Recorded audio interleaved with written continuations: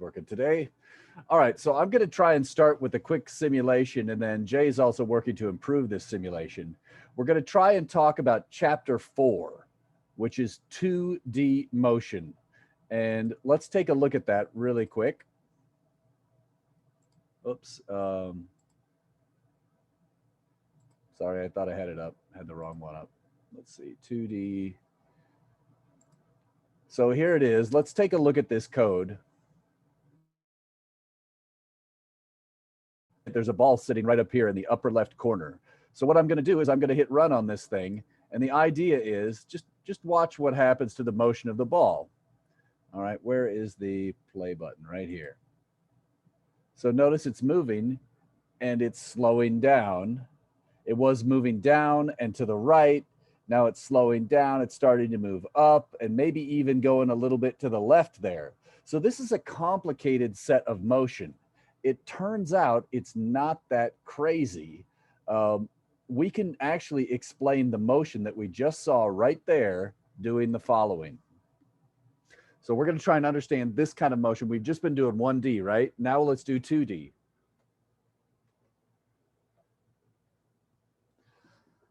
And so Jay is trying to put some arrows on that code, but if at any time you have a question, you can talk to her or me.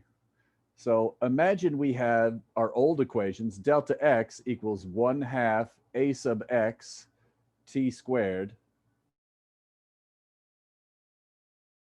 plus v initial x times time. That was our x equation. We also have a delta y equation.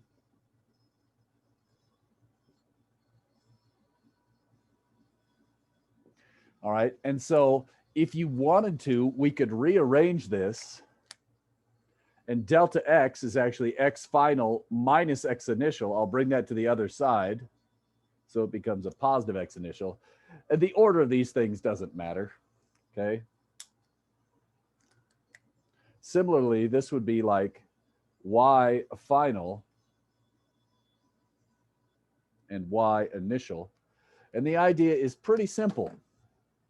We're going to make the assumption that the x equation and the y equation are independent of each other, which means, and this is true in the physical world. Normally in a physics classroom, I could show you this, but we don't have all the stuff to show you that right now because we're online. But I will show you this. If you plug in numbers for the initial position in the y direction, and then you do it again in the x direction, that's all I did in that simulation. If you want to see it, that was all we had to do. These two equations governed this motion. If you look in here somewhere, you can see that I gave you an initial position in the x and an initial position in the y, an initial velocity in the x, an initial velocity in the y. And then here I had a negative acceleration in the x. So it was accelerating to the left. Notice it's moving right and slowing down. Here it's moving down and speeding and slowing down as well, right? And so we see that you have a negative velocity, so you're moving downwards, but you have a positive acceleration because they're opposite signs. When we run this thing, see if this makes sense. It's moving down and slowing, moving right and slowing, and you see that it almost comes to rest there. And the issue is the x and the y velocities don't go to 0 at the same time. All right, and so that's what's happening here. If we wanted to speed this up, let's say this was -6, and maybe this was 3, and maybe we'll make this a little bit lower so you can see it, 5, and how about -8? So now it should start at a different spot. It should be moving more downwards than to the right. So when we see this, it starts a little bit lower, and notice it's moving more downwards than to the right. Whoa, look at it go. All right, that one's not that interesting, but you get the idea. Again, if you specify these parameters, the initial position, velocity, and acceleration, that's what you're specifying on this side of the equation. And then as time progresses, you get the final positions. Great. Now, we can use, I don't know, that's basically the whole chapter. Now, obviously, there's more to it. We've got to do some problems with this. And I do want to point this out right away. If we put in the next equations, say v final y, I'm going to spread these out a little bit.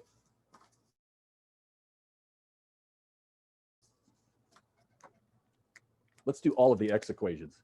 We get v final x is v initial x plus a sub xt, and we get v final x squared, etc.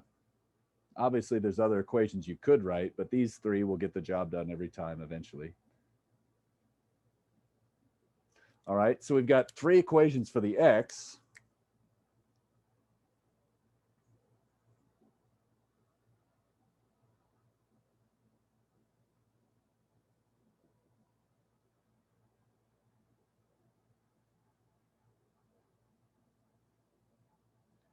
Maybe you've already noticed that this, if you take the derivative of this, you get that one. Oh, interesting, whatever. Or you could think about it this way. If you integrate this one, you get that one. That's probably a better way to think of it. Not that you have to know calculus for this class. All right, and so you see we get these equations. Now, what we're going to do is basically two-stage problems, where this kind of is why I was showing you some of that. In the x direction, remember we had like the cop and the speeder? Well, this is very similar. You could have a problem for the x direction and then a separate problem for the y direction, just like you had a problem for the cop and the snail. And when you do that, we could treat these two things independently. And this is shown to be true when you do actual physical experiments. So, and we could show you that with a demo next semester, say. But right now, we're more interested in just getting you prepped to deal with this. Now, remember, all of this stuff has an I hat implied, right? And all of this stuff has a J hat implied on it, right? To remind you of what I mean by that, this is displacement, not distance, because there's a J hat on it. This is velocity, not speed, because secretly we know there's a J hat involved, etc. Obviously, if every term has a J hat on it, it would immediately cancel, so we don't need to write it because that just wastes our time. But you're supposed to know that it's there. Just like these each have an I hat on them, or this, yeah, in this case, this is a little bit different, but whatever. So these first two have the J hat. I should be careful. Yeah, we could leave it in there. It still works because you get a dot product in there and it works out. Whatever. All right, any questions about just kind of this brief introduction? All right. Oh, go ahead. Go ahead. Yeah, these 6 equations we'll be using for 2D motion. Yes, exactly. And then you could imagine if you wanted to go 3D, it's just add another one in, right? Right. Yeah, so that's pretty cool, right? Okay, yeah. And sometimes you might even see this written. Let me put this down at the bottom. A lot of times you'll see this written.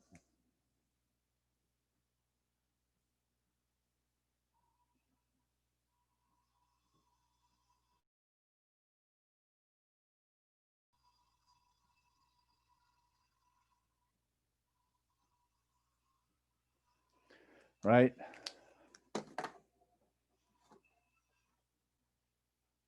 So this is the full position vector in two-dimensional space. We'll call that the R vector. And includes the X motion in the I hat and the Y motion in the J hat. Well, if you're wondering what this is, up here in our equations, this is the same thing as our X final equation. So when you rewrite this in terms of, oh, whoops, okay, whatever. I meant to write a Y final here, but you get the idea. This one would be the Y final equation, which would look like this, right? Y final, and put the Y initial over here.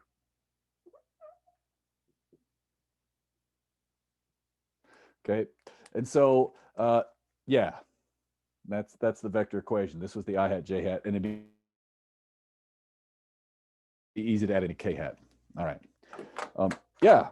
So now let's maybe look at one special case in the workbook here. I think I have it up.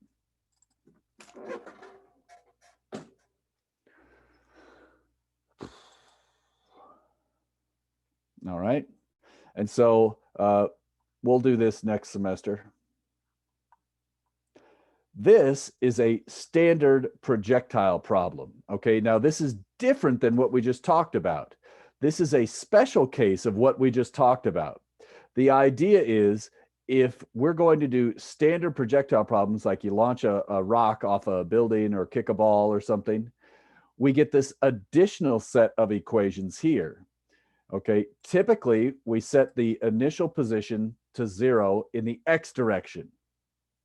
That allows us to say delta x is equal to x. Typically, we ignore air resistance. We assume air resistance is negligible. That's going to immediately set a sub x in all those equations to 0. All right.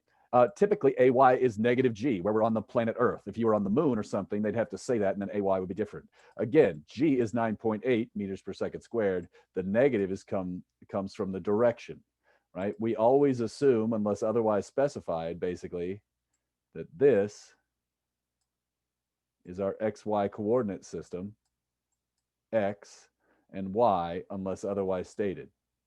Right? And so typically your acceleration is downwards from gravity. If we ignore air resistance, there's no forces right or left. And that's what gives us this and this. From chapter 3, you could probably see what's going on with this velocity vector up here. You know that there's going to be some part in the x and some part in the y. And notice if this angle down here is theta, we're going to get sine theta for the y component and cosine theta for the x component. There it is. Furthermore, ax equals 0 tells us v final equals v initial. All right. So this is more and more looking like the x motion was the snail or the speeder, where a was 0 and it has an initial velocity and it just moves along at that constant velocity. A sub y is like the cop, right? It's got an acceleration. Now it's a little bit tricky because the cop also has this initial velocity. So it's a cop with an initial velocity, basically. All right. You probably already know this pretty well, but remember, delta y, you have to use a negative sign when it goes downwards, right? So it's if the height of this building is h, the change in height from here down to here, delta y would be negative h, right? All right, and so if you let me make another thing here. If this ball is coming into the ground right here at this angle, a lot of times you'll probably see me say this angle here is phi. Notice it's not a theta. Theta has a horizontal line. Phi has that kind of verticalish diagonal line.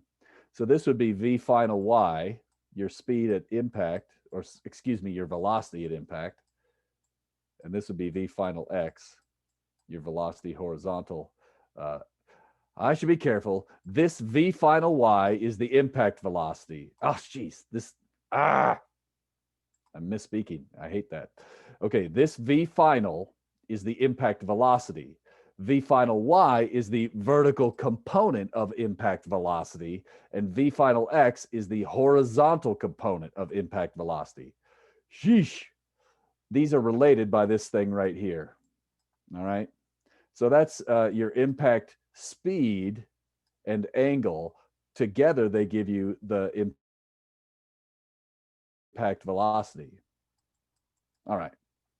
And then, all right, maybe I'll go to the board for a second. Unless there's any questions while I have this up. Are there any questions before I explain how I get this last column?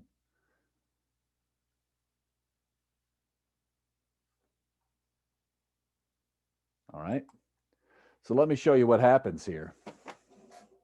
If you take that information, I'm going to take the easy ones first. AX is equal to 0. I'm going to plug that in. If AX goes to 0,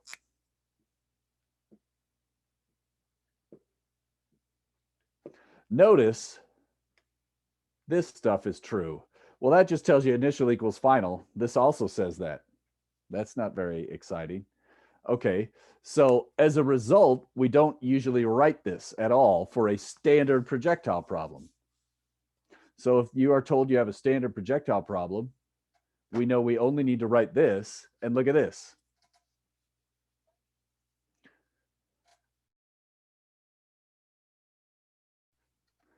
Furthermore, we usually assume x initial is 0, right? So what we see is for a standard projectile problem, we just say this thing's going to chug along in the x direction and it's not going to change. Finally, I know that this was v initial cosine theta from what we just saw a minute ago on the screen. I'll show you that. That's right here, right? And notice something. This is like a pet peeve of mine, people. So notice this says v initial in the x direction. This says v initial. They are not the same thing. This takes care of the x component, right? And so once you take care of the x component, you don't want to say v initial in the x cosine theta. Okay, again, that v initial, this side would be v initial. In this problem, it looks like a v. This side would be v initial cosine. So I'm going to pause there, make sure that's good. All right. That's where I got that. That is also where I got that. Cool. All right. Now we could plug in the other stuff down here. In this case, we said a sub y was negative g, I think, right?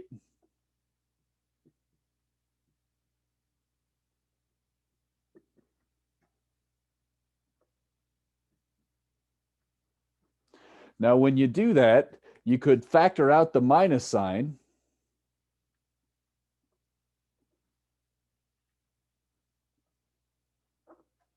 Like that.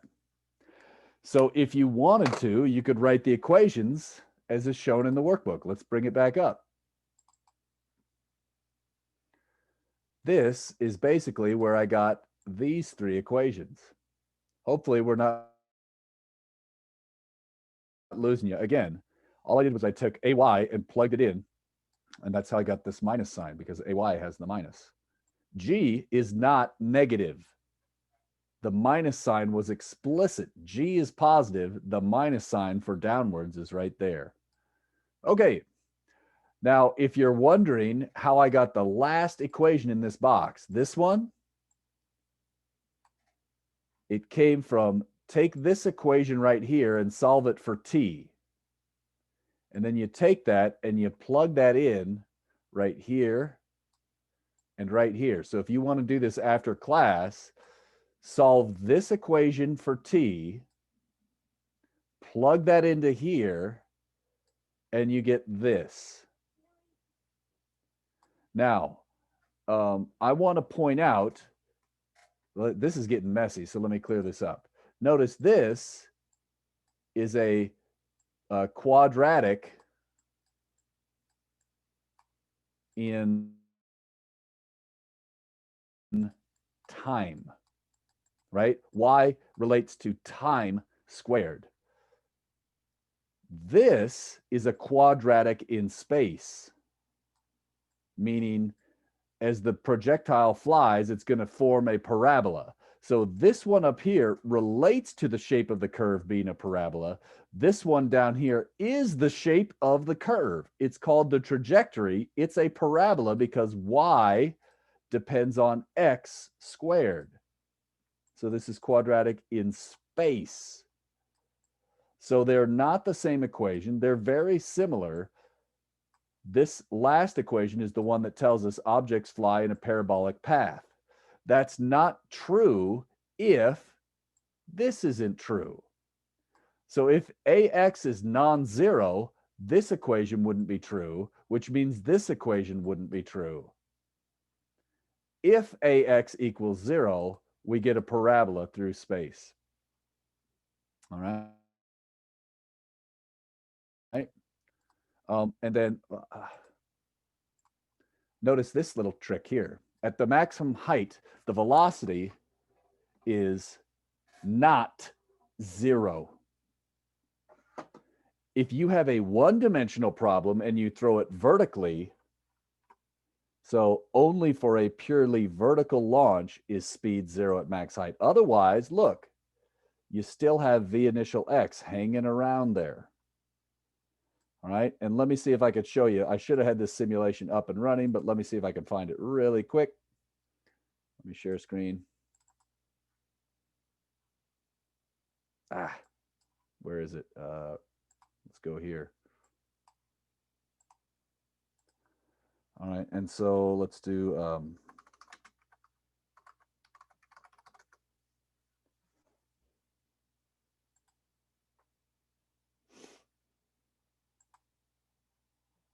right. And so we've looked at the dimension. Now we can actually understand this in 2-dimension. All right, and so what I'm going to do here, let's just start this thing off at 6 meters. And let's say it's a 60 degree. And let's shoot this thing at, say, 15. And let's say I want to look at the velocity vectors as this thing is flying. So now predict what it should look like as this thing flies. Think about the arrows. Which way are they going to point as they fly? All right, so velocity, notice that, is tangent to the curve. Interesting. And so let's look at the components of this thing, and let's do it in slow-mo so you can see this a little better. So now I'm going to show the components as well.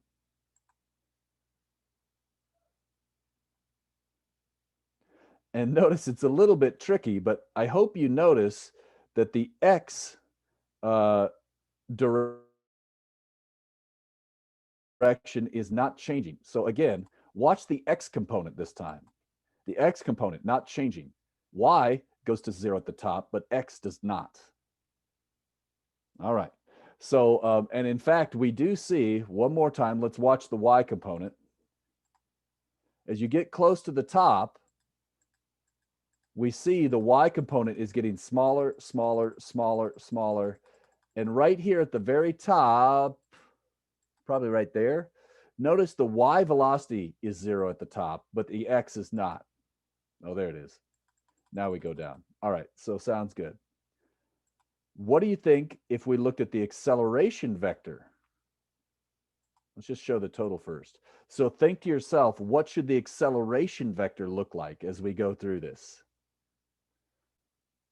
All right, I'm going to take air resistance off too. Here we go. Oh, whoops. Did I?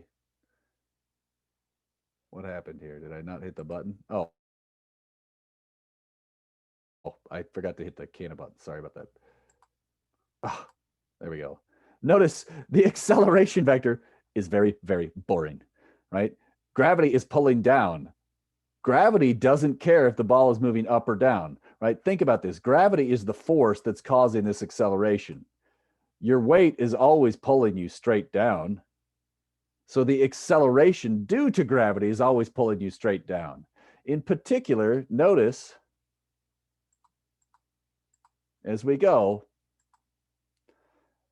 right here at the top, does gravity suddenly disappear when you're flying through the air and you reach max height?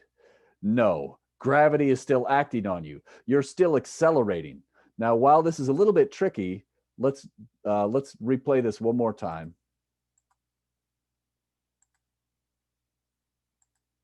Okay, and so the idea here is this. On the way up, acceleration in the y direction is less than 0. Velocity in the y direction is greater than 0, so we expect you're slowing down going vertically. As we get nearer to the top, just before you hit max height, right there, your velocity is upwards. Just after max height, your velocity is downwards. This is still consistent with having acceleration at the top. The acceleration changed your velocity from positive to negative. And now on the way down, because they're pointing the same way right here, now we have AY less than 0 still, but VY is also less than 0. Same sign, speeding up. Whoops. Oh, whoops. Oh, well, look at this. It's a party. Let's just keep doing this. Oh, it only lets me do 3. All right, there we go. Let's call that good. Questions about that? Is that making some sense? I'm trying to give you some physical feeling for this, even though it's a simulation. It's not the greatest. So I get that. Oh, I'm sorry. Wait, somebody typed first. Yeah, okay. So Dom, so the idea here is this. Gravity is a force that acts straight down, right? Think about it. If I drop this pen, you have never seen gravity cause the pen to fly sideways, right? So gravity is only acting up and down. And what I'm telling you is in real life, this works. We have seen that the X motion is not affected by anything up and down. Now, in the real world, there would be air resistance, which would cause a small force in the X direction against it. But we can ignore that for, small heights and small speeds, less than 20 miles an hour. It's usually somewhat negligible. Did that address your question? Again, remember, we're going to ignore air resistance. Gravity is the only thing acting on this. It's a free fall problem. Once it leaves the cannon is not pushing on it anymore. It's only gravity. And is that good? I hope that's good, Dom. Yeah, so if you want to change that, we could do that in the next class. So we will do that later. But for right now, we're trying to handle just one force rather than do multiple things. And actually, we'll do multiple forces in 2 weeks. So yeah, and I'll teach you how to handle that. All right. Was that Edgar? You also had a question, I think? Yeah, I was gonna ask, why does an X change? But you answered that. Okay. But I have another question about X. Mm-hmm. So is that the velocity going towards X? Yeah, and I guess we should be careful. X, the position definitely changed. Velocity in the X direction did not change, right? Right. Remember, it's sort of like up here. The idea is the position changes, but the velocity was what was staying the same. So yeah, all right. In the X direction. Right on. Okay. What do you think? Should we try and do an actual problem? How about we try and do one problem and then we'll pick up and do more of this next time. So you can imagine this is like chapter 2, just twice as much work for every problem. Yay. So hopefully you're getting fast at chapter 2. Let me say one more thing while I'm here. Sorry, I forgot.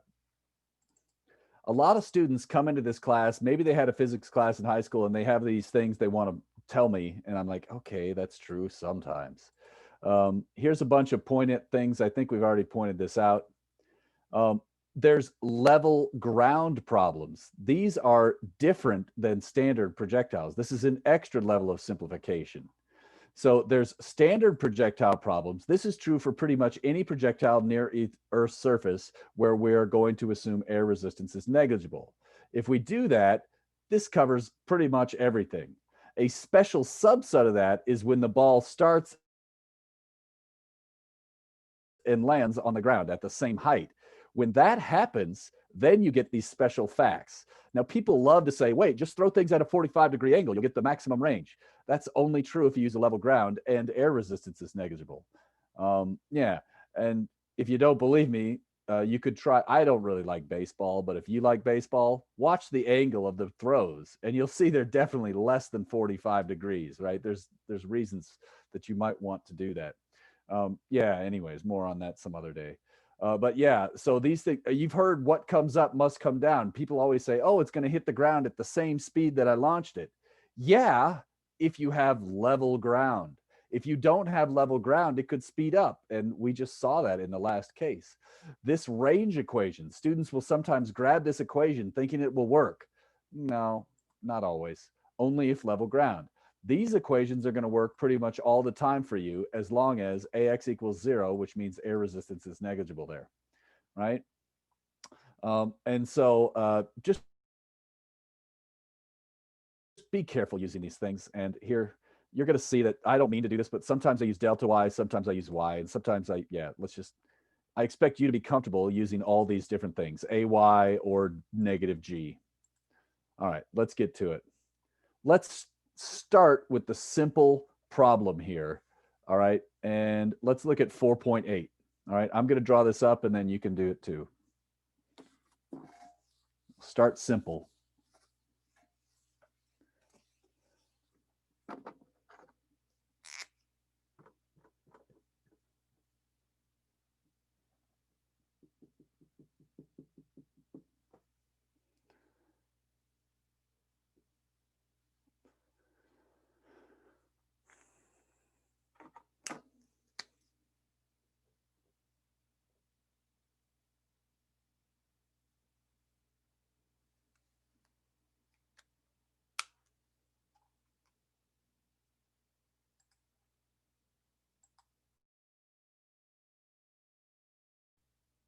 All right, got this. So I got this ball. We know it's going to fly through here. Whoops.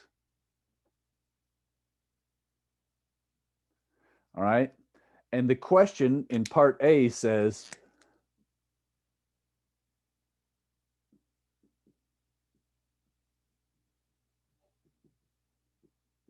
I want the time to max height. Okay. So I'm going to follow the same chapter 2 strategy you just played with.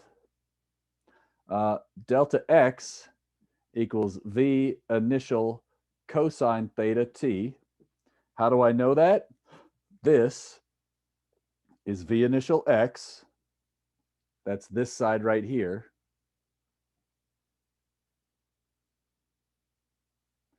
This is going to be V initial Y. I know that in this particular case, there's no need to write any other equations because this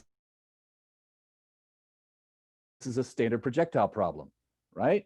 I know that for a standard projectile problem, we usually set X initial equal to 0. So if you wanted to, you could even change this to X final. We're going to assume X initial equals 0. I'm going to write my equations for the other side here. I'm doing the thing a little bit out of order, aren't I? It's all right.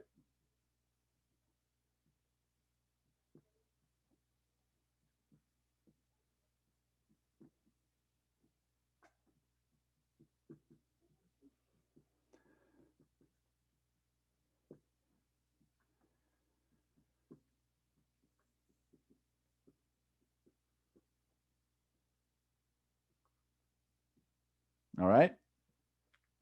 In this particular problem, what's the initial height? What's Y initial? What's the initial vertical position, I should say?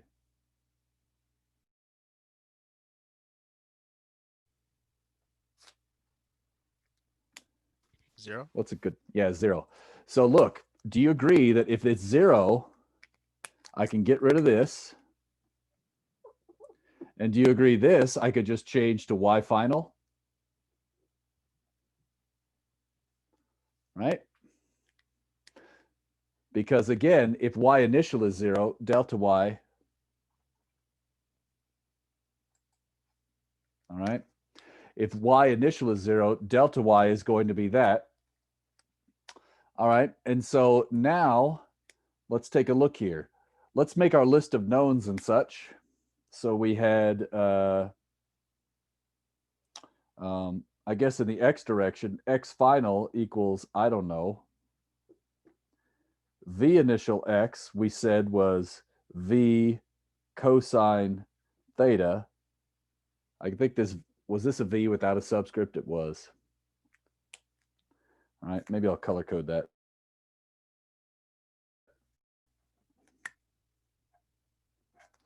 And then A sub X was equal to 0. Time is, I don't know, V final is going to equal V initial. And that's everything for this side. Now, if I go to the other side,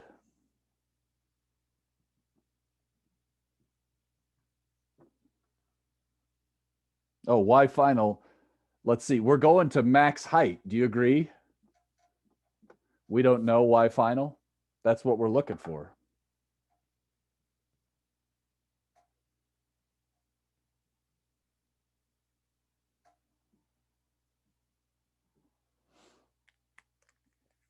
This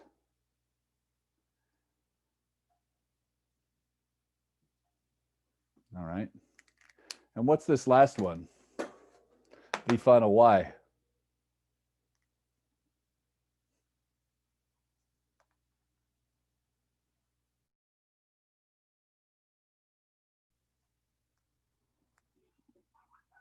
Zero, correct. Remember, at max height, the velocity is not zero, but it is zero in the y direction. Again, velocity at max height is not zero. Velocity in the y direction is, so that is why we could still say zero here.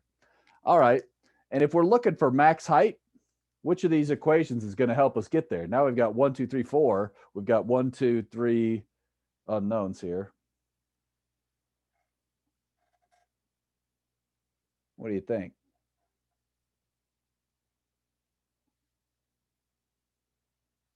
If I number them, it might be easier. Let's say this is equation 1, 2, 3, 4. Which equation is going to get to the max height fastest? Oh, it's in the chat there probably. Oh, no, that's dumb. What do you think?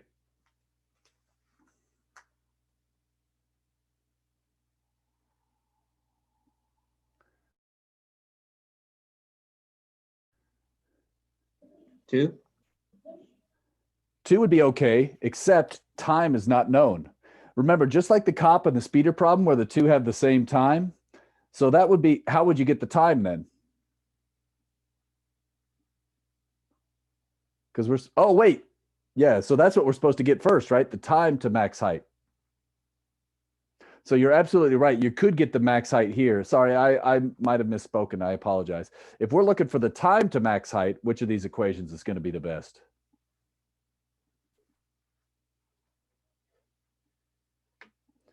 Four will get you straight to max height. Excellent. And 3 would get you the time. Agreed? So depending on what you're trying to answer, you could see, like imagine you're doing a quiz. I don't have time to ask you every single part to this question.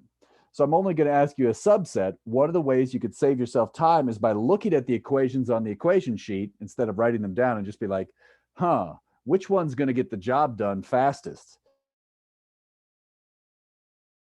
In this case, this would get the time. This one would get the height. I could use this to check it. And then after I get that, I could use this time to figure out the horizontal distance traveled. All right, and so that's probably a pretty good spot. I would finish this problem today, and let me see what else you can do. Let's just take a look at this together and get you out of here, okay?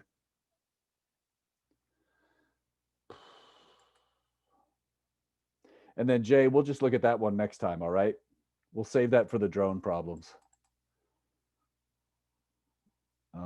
Let's see. So this one requires calculus. That means skip it. This is a variation. This is a good one. This is a classic. And notice these are all level ground problems. These are all the easy ones. Okay, so typically that means not on the test because they're too easy in my opinion. However, if you don't do them, you're going to be clueless. So why this is the perfect page to do. If you could do page 73 by the next class, you're going to be in a good position. All right. So, and notice here, this is more like test questions where it's not level ground. So again, do all of the problems on page 73. All right. And then we'll pick up here next time. Oh, and maybe I'll mention this too. After that, here's where we get to non-standard problems where they have AX. And so you can see we will eventually get to that. Jay wrote a simulation for that today here. We'll look at that next time. I love these kinds of problems too. All right. Stop the live stream.